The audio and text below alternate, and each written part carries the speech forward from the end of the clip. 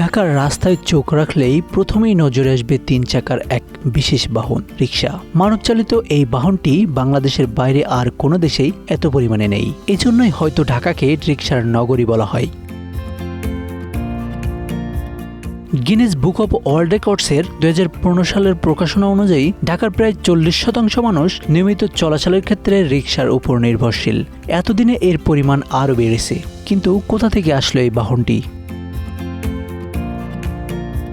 রিক্সার শিকড়ের সন্ধান পেতে আমাদের ফিরে যেতে হবে 1880-এর দশকে জাপানে। এই সময়ে জাপানের জিন রিক্সা নামের এক ধরনের টানাগাড়ি দেখা যেত।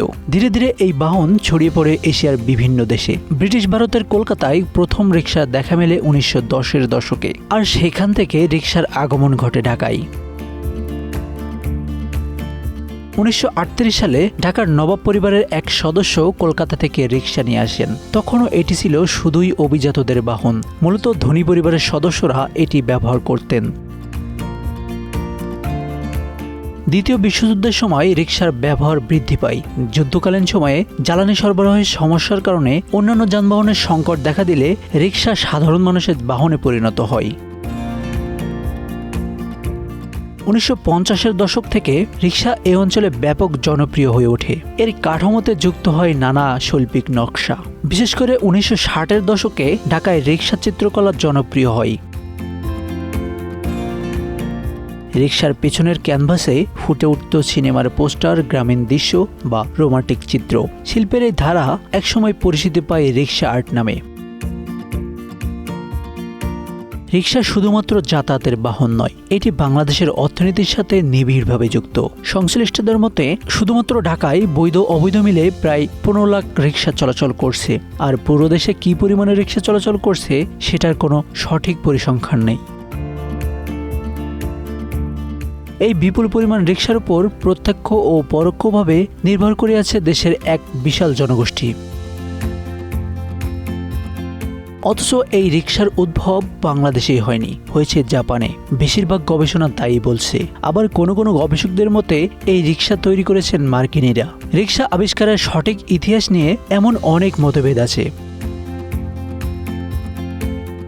বাংলাদেশে যে প্যাডেল দেয়া সাইকেল রিক্সার প্রচলন সেটা সিঙ্গাপুর থেকে এসেছে বলে ইতিহাসবিদ এবং গবেষক মুনতাসির মামুনের স্মৃতি বিস্মৃতি নগরী ঢাকা বইতে উল্লেখ করা হয়েছে।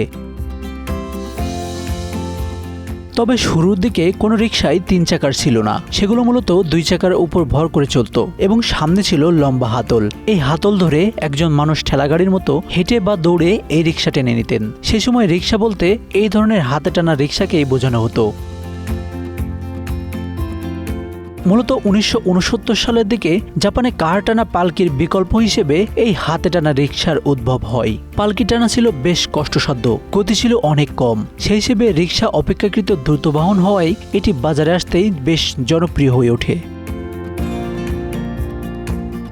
শুরুর দিকে কেবলমাত্র ভারী মালপত্র বহনের জন্য রিক্সা ব্যবহার হতো, যা 1970 সালের পর মানুষের চলাফেরার জনপ্রিয় বাহন হয়ে ওঠে। পরে 2 চাকার রিক্সার ডিজাইন 3 চাকার রিক্সায় বিকশিত হয়। ঢাকায় যানজটের পিছনে রিক্সার মতো ধীরগতির যান অন্যতম কারণ বলে অভিযুক্ত করেন যোগাযোগ বিশেষজ্ঞরা। এই কারণে ঢাকার প্রধান সড়কে রিক্সা সরিয়ে দেওয়ার নির্দেশ দেওয়া হয়েছে। Ashanur Rahman Mithu, Bangla affairs, news desk.